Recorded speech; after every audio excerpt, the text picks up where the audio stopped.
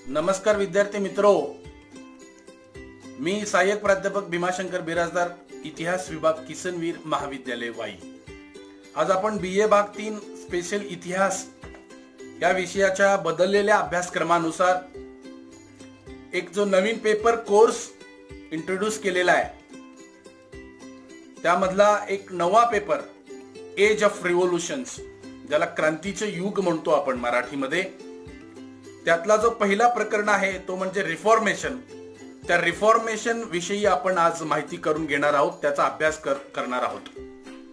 वास्तविक पाहता युरोपच्या इतिहासातील हा एक संक्रमणाचा काळ होता। प्रबोधन व पुनर्जागरण चळवळीनंतरची एक अत्यंत महत्वाची अशी घटना, अशी क्रांती की ज्यामुळे जागतिक इतिहासावर याचे दुर्गामी अशा पद्धतीचे परिणाम घडून आलेले आहेत।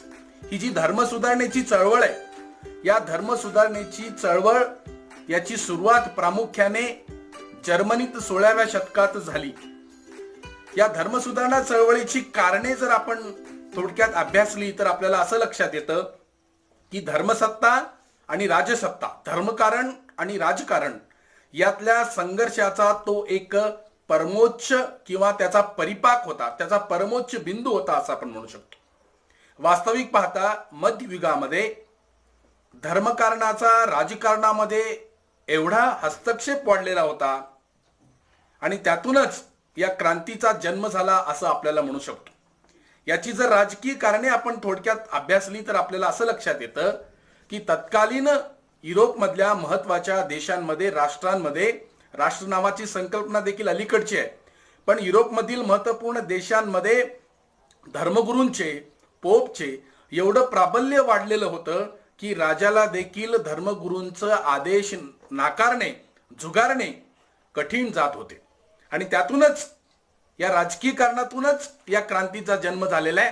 त्याचबरोबर प्रबोधन चळवळीचा परिणाम, पुनरुज्जीवनाचा, रेनिसन्स अँड रिफॉर्मेशन, ह्या ज्या दोन महत्वाच्या अशा जागतिक इतिहासातल्या संकल्पना आहेत, त्याचा परिणाम, त्यानंतर मध्यम वर्गाचा उदय, ख्रिश्चन धर्मसंस्थेतील अनागोंदी, त्याचबरोबर धर्मसंस्थेमध्ये बोकाळलेला भ्रष्टाचार, या सगळ्या कारणांचा परिपाक किंवा परिणाम म्हणून ही जी क्रांती आहे, ही क्रांती की जी धर्म सुधारणेची चळवळ म्हणून जगाच्या इतिहासात ओळखली जाते, याचाच अभ्यास आपण सविस्तरपणे करून घेणार आहोत। याची वाटचाल कशा पद्धतीने झाली, यातले महत्वाचे नेते, धर्मोपदेशक कोण कोण होते, त्यांनी कशा पद्धतीने लोकांना उपदेश दिला आणि त्यातूनच संपूर्ण युरोप कशा पद्धतीने ढवळून निघाला, आणि त्यानंतरच्या कालखंडामध्ये जे काही राजकीय, सामाजिक, धार्मिक परिवर्तन घडून आले, यातली ही एक महत्वपूर्ण अशी घटना, क्रांती होती असं आपण म्हणू शकतो। चला तर मग विद्यार्थी मित्रांनो, या PPTच्या माध्यमातून या धर्म सुधारणा चळवळीविषयी आपण अधिक माहिती करून घेऊया। मित्रो, प्रोटेस्टंट धर्म सुधारणा चळवळ की जी एक क्रांती समान होती, त्या क्रांतीचा अभ्यास करण्यापूर्वी या क्रांतीच्या संदर्भातील काही मूलभूत अशा संकल्पनांचा किंवा संज्ञांचा आपल्याला अभ्यास करावा लागतो। त्याशिवाय या क्रांतीचं चांगल्या पद्धतीने आपल्याला चिकित्सक मूल्यमापन करता येणार नाही। त्यातली पहिली महत्त्वाची जी संकल्पना आहे ती म्हणजे रिफॉर्मेशन। रिफॉर्मेशन जनरली हा शब्द सर्वसाधारणपणे ढोबळमानाने सुधारणा या अर्थाने वापरला जातो, पण या ठिकाणी धार्मिक सुधारणा या अर्थाने आपल्याला त्याचा अभ्यास करायचा आहे। The religious reform of the early 15th century to 16th century that led to new formations of Christian groups. Christian धर्मातील जे काही महत्त्वाचे दोन धर्मपंथ नंतरच्या कालखंडामध्ये उदयास आल्या, त्यातली जी एक महत्त्वाची अशी धर्मपंथ कुठली असेल तर ती प्रोटेस्टंट। टू प्रोटेस्टचा अर्थ काय, म्हणजे विरोध करणे, म्हणजे धर्मकारणातील ज्या काही अनिष्ट रूढी, परंपरा, प्रथा होत्या त्यांना विरोध करण्यासाठी म्हणून जी एक नवीन धर्मपंथ युरोपमधील धर्मोपदेशकांनी जन्मास घातली ती म्हणजेच प्रोटेस्टंट पंथ होय। Protestant, a Christian who separated from the Roman Catholic church during the reformation. ज्या पद्धतीने जैन धर्मामध्ये, बौद्ध धर्मामध्ये, इस्लाम धर्मामध्ये पंथ आहेत, तशाच पद्धतीने ख्रिश्चन धर्मामध्ये देखील एका नव्या धर्मपंथांचा किंवा संप्रदायाचा उदय झाल्याचा आपल्याला दिसून येतो, तो म्हणजेच प्रोटेस्टंट होय. Later developed as one of the sect within the Christian. आणि ख्रिश्चन जगतामध्ये ख्रिश्चन धर्माचं प्राबल्य प्रभाव असलेल्या देशामध्ये, विशेषतः युरोप खंडामध्ये, युरोपातील बहुतांश देशांमध्ये एक महत्त्वाचा धर्मपंथ म्हणून याचा उदय झाल्याचा आपल्याला दिसून येतो. त्यानंतर डॉक्ट्रीन जनरली आपण सिद्धांत या अर्थाने घेतो, शिकवण सिद्धांत या अर्थाने घेतो, पण या ठिकाणी आपल्याला the official beliefs and ideas of a चर्चच्या ज्या काही औपचारिक अशा ज्या काही श्रद्धा, त्यांची ज्या काही विचारसरणी, त्यांची ज्या काही शिकवण आहेत, प्रवचन आहेत, त्याचा या ठिकाणी आपल्याला सिद्धांत या अर्थाने, शिकवण या अर्थाने त्याचा अर्थ घ्यायचा आहे. त्यानंतर जे काही प्रारंभिक धर्मसुधारक होते त्यामध्ये महत्त्वाचा असा जो एक धर्मसुधारक आहे तो म्हणजे जॉन वायक्लिफ किंवा विक्लिफ असंही म्हणलं जातं, की ज्याला धर्मसुधारणा चळवळीचा शुक्र तारा म्हणून तो ओळखला जातो. He was non as a rising star of the reformation movement. याचा जर आपण कालखंड पाहिला तर 1324 ते 1384 हा त्याचा कालखंड आहे. Interested in authority of the clergy, धर्मोपदेशकासाठी तो निश्चितच त्याला त्यामध्ये रस होता, आवड होतं. People should be able to interpret and read the Bible on their own. लोकांनी काय केलं पाहिजे, लॅटिन भाषेतलं जे बायबल आहे ते बायबल वाचण्यास किंवा त्याचा अन्वयार्थ लावण्यास युरोपमध्ये त्या कालखंडामध्ये बंदी होती. तर लोकांनी काय केलं पाहिजे, लोकांनी स्वतः बायबलचं वाचन केलं पाहिजे आणि स्वतः त्याचा अन्वयार्थ लावण्याचा प्रयत्न केलं पाहिजे. नंतरच्या कालखंडामध्ये ज्यावेळी प्रिंटिंग प्रेसचा शोध लागला, गटेनबर्ग नावाच्या जर्मनीतल्या एका विचारवंतांनी त्याचा शोध लावलेला आहे, प्रिंटिंग प्रेसचा, मुद्रण कलेचा. प्रिंटिंग प्रेसचा शोध लागल्या कारणामुळे काय झालेलं आहे, अनेक धर्मोपदेशकांनी आपल्या धर्म प्रचारासाठी म्हणण्यापेक्षा ख्रिश्चन धर्मातील जी काही वचने आहेत, जी काही शिकवण आहे धर्माची, ती शिकवण सर्वसामान्य लोकांपर्यंत पोचण्यासाठी म्हणून अनेक ग्रंथाचं लेखन त्यांनी केलेलं आहे. त्यानंतर लिव्हिंग ड्युरिंग वेस्टर्न सिहिझम म्हणजे एकाच धर्मातील दोन पंथ या अर्थाने या ठिकाणी वापरलेलं. मोर दॅन वन पोपपेक्षा आणखीन लिव्हिंग ड्युरिंग वेस्टर्न सिहिझम, जे काही पाश्चिमात्य पंथ आहे त्या धर्मपंथाच्या दरम्यानच्या कालखंडामध्ये त्याचं वास्तव. This cause questioning about papal authority. पॅपलची जी ऑथॉरिटी आहे, पॅपल म्हणजे या ठिकाणी आपण असं म्हणू शकतो की पापमुक्तीचे जे दाखले, पापमुक्तीचे जे काही पत्र वाटण्यास या ख्रिश्चन धर्मातील पोपनी सुरुवात केलेली होती, चर्चमध्ये सुरुवात केलेली होती, त्याला त्यांनी प्रश्न उपस्थित केलेला आहे.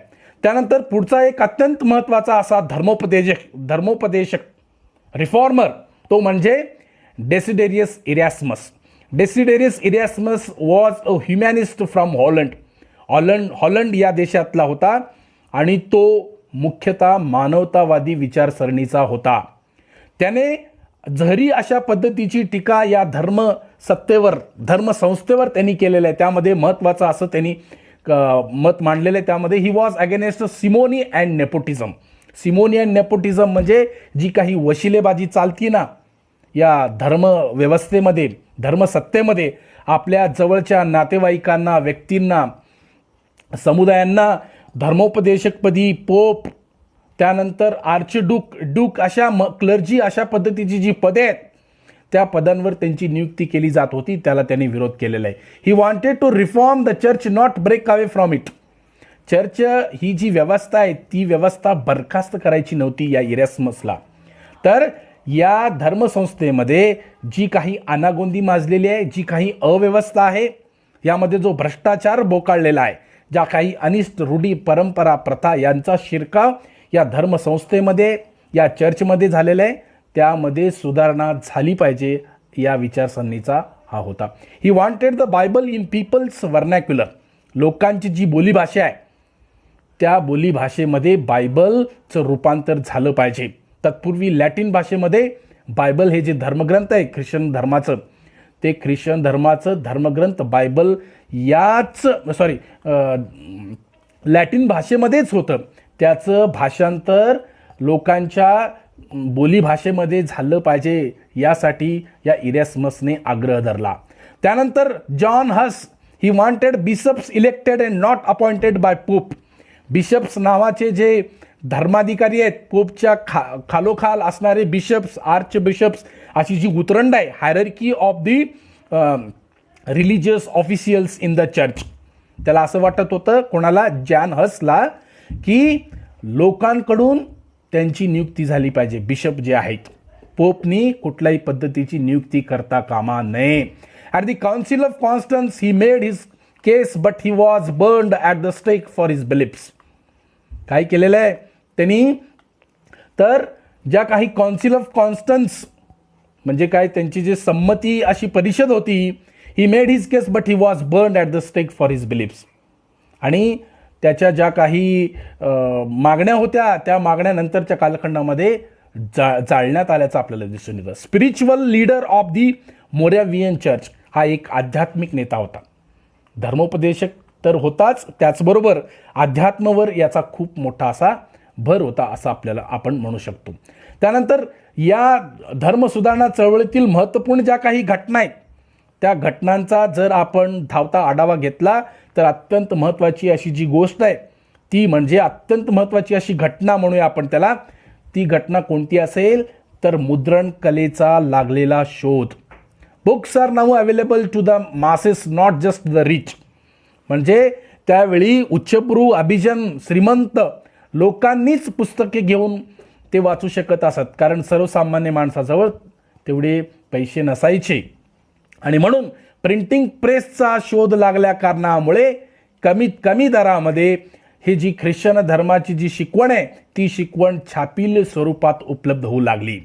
त्यातूनच खऱ्या ख्रिश्चन धर्माची जी तत्वे आहेत, जी काही शिकवण आहेत, येशू ख्रिस्तांची शिकवण, त्यांचे वचन, हे जनतेपर्यंत पोचायला मदत झालं या प्रिंटिंग प्रेसमुळे, या मुद्रण कलेमुळे. गटेनबर्ग नावाच्या व्यक्तींनी याचा शोध लावलेला, जर्मनीतला, याचा मी मागे उल्लेख केलेलाच आहे. People have access to books whenever they want them. लोकांना पुस्तके आता ते वाचू शकत असत, लोकांना ते पुस्तक आता उपलब्ध होऊ लागले. त्यानंतर what is the Protestant movement reformation. Protestant reformation नेमकं काय आहे? अ रिलिजियस मुवमेंट, ही एक धार्मिक क्रांती होती in the 15th century that split the Christian church in Western Europe and led to the establishment of a number of new churches. याचं कारण असं आहे की ख्रिश्चन धर्मामध्ये सिझम म्हणजे दोन धर्मपंथामध्ये ख्रिश्चन धर्म हा विभागला गेला पाश्चिमात्य युरोपमध्ये. आणि त्यामुळे काय झालं, नवनवीन अशा पद्धतीचे चर्चची स्थापना युरोपातल्या बहुतांश राष्ट्रांमध्ये झाल्याचा आपल्याला दिसून येतो. त्यामध्ये इंग्लंड, फ्रान्स, स्कॉटलंड, जर्मनी यासारख्या अनेक देशाचा आपल्याला उल्लेख करता येईल. People Guru displeased with the चर्चेस. लोकांमध्ये असंतोष वाढला, डिस्कंटेंट वाढला चर्चविषयी. का वाढला? मुळात ही जी कारणे आहेत, ती कारणे आपण प्रस्तावनेमध्ये त्याचा आपण अभ्यास केलेलेच आहोत.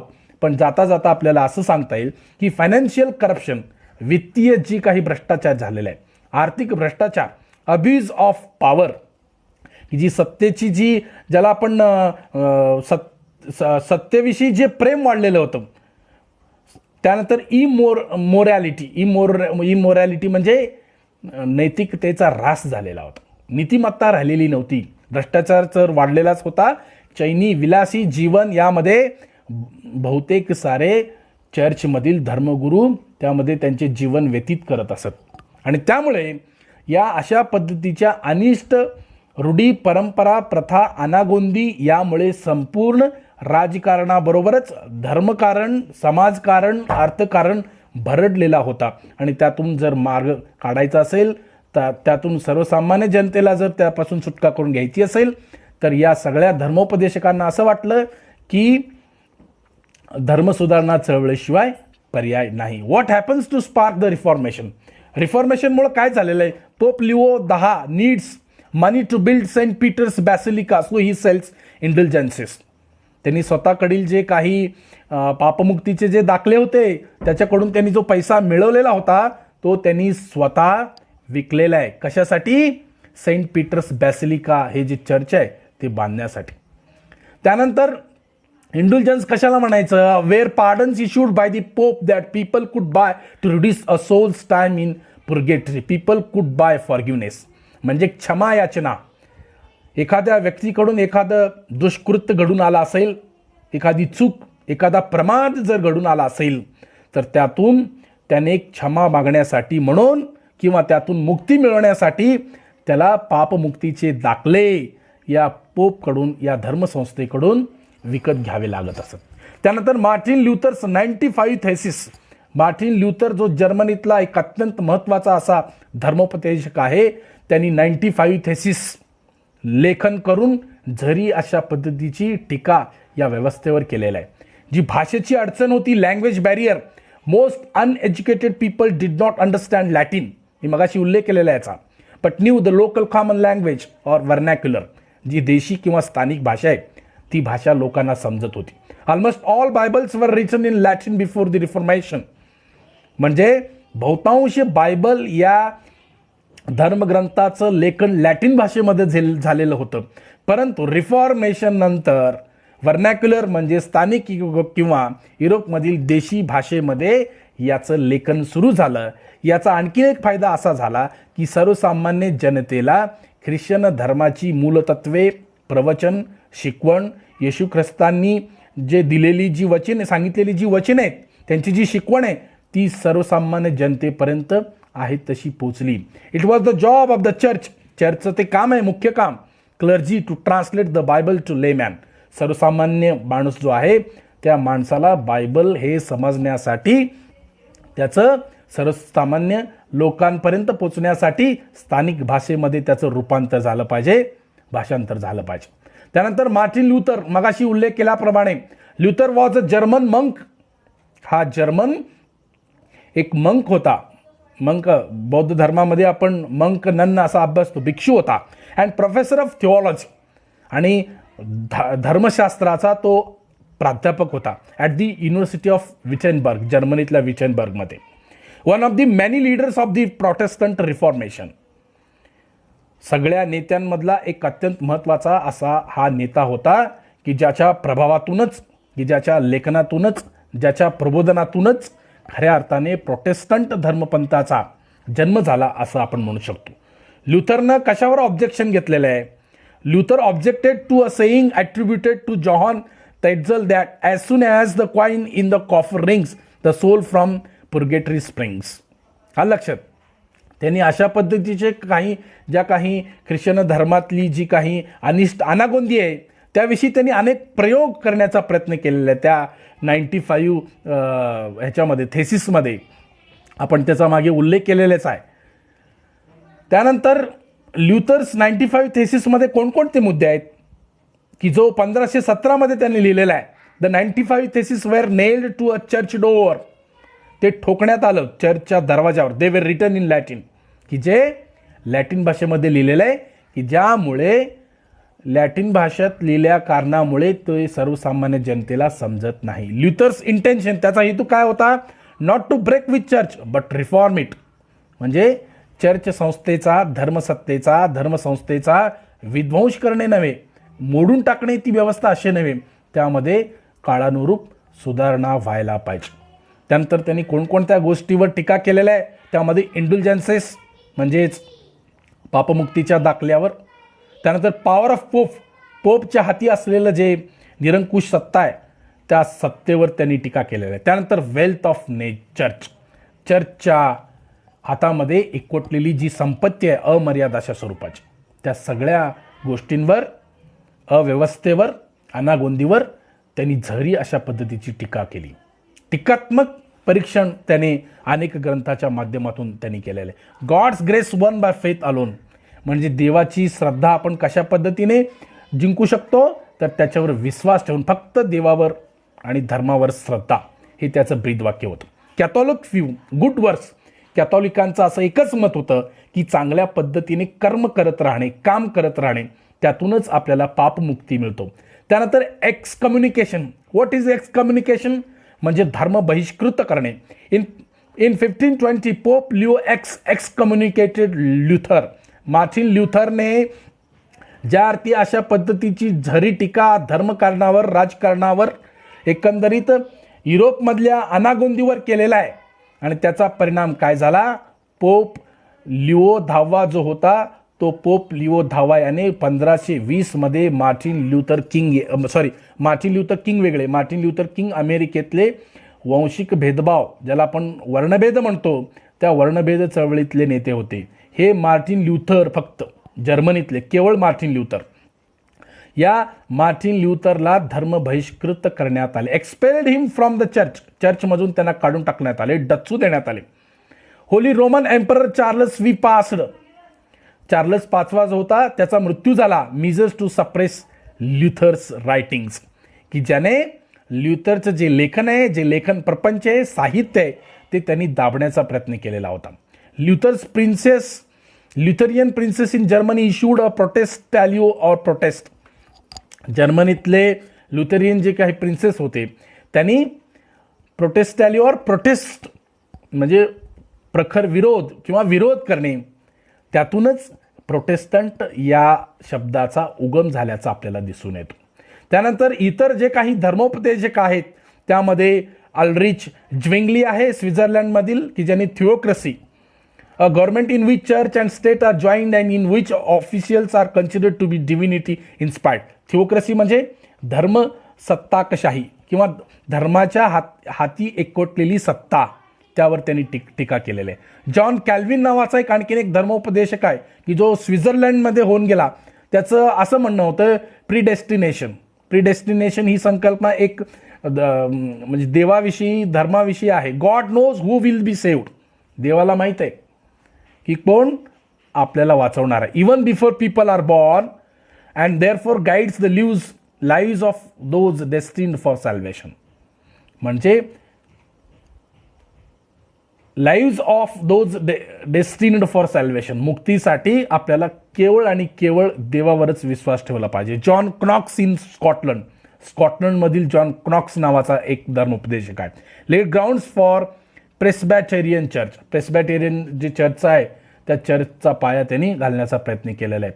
त्यानंतर या नंतरच्या कालखंडात युरोपमधील अनेक राष्ट्रांमध्ये देशांमध्ये काय वाढलेलं आहे, तणाव वाढलेला आहे या दोन धर्मपंथांमध्ये, प्रोटेस्टंट आणि कॅथॉलिक, आणि त्यातूनच धार्मिक युद्धाला तोंड फुटलेलं आहे.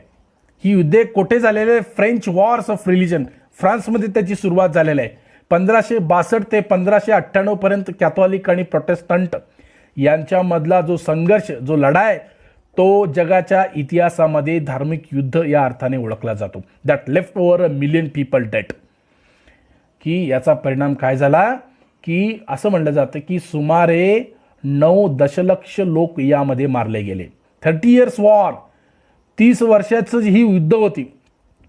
Mostly within the Holy Roman Empire, जे पवित्र रोमन साम्राज्य होतं जर्मनीतलं, त्या पवित्र रोमन साम्राज्यामध्ये कॅथॉलिक आणि प्रोटेस्टंट यांच्यामधला झालेला जो संघर्ष आहे त्या संघर्षाचा परिणाम खूप मोठा असा जगाच्या इतिहासावर झालेला आहे.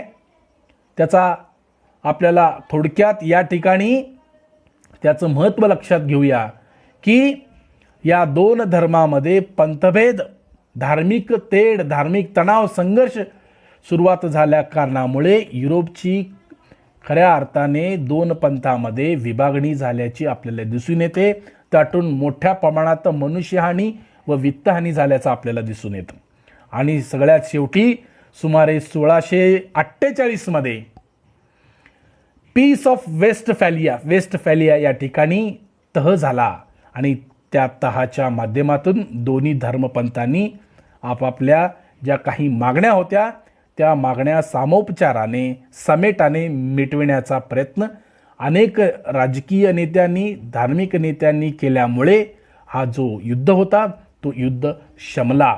अशा पद्धतीने ही जी एक रिफॉर्मेशन मुवमेंट, ज्याला आपण धर्मसुधारणा चळवळ किंवा क्रांती म्हणतो, ती धर्मसुधारणा चळवळ जगाच्या इतिहासातील एक मैलाचा दगड, ज्याला आपण माइलस्टोन इन्सिडंट और event in the world history म्हणतो, तशा पद्धतीचा हा एक महत्त्वाचा एपिसोड, घटना जगाच्या इतिहासात घडून आली आणि म्हणूनच याचा अंतर्भाव एज ऑफ रिव्होल्युशन्समध्ये पहिली क्रांती म्हणून त्याचा समावेश आपल्या शिवाजी विद्यापीठाच्या अभ्यासक्रमामध्ये अभ्यासकांनी म्हणण्यापेक्षा विषयतज्ञांनी त्याचा समावेश केलेला असावा असं मला वाटतं. या संदर्भात कोणाला काही शंका असेल किंवा कोणाला काही यावरचे प्रश्न विचारायचे असतील किंवा यामध्ये काही भर टाकायची असेल तर तुम्ही माझ्या खाली दिलेल्या ईमेलवर किंवा माझ्या ट्विटर अकाउंटच्या हँडलवर तुम्ही लिहू शकता.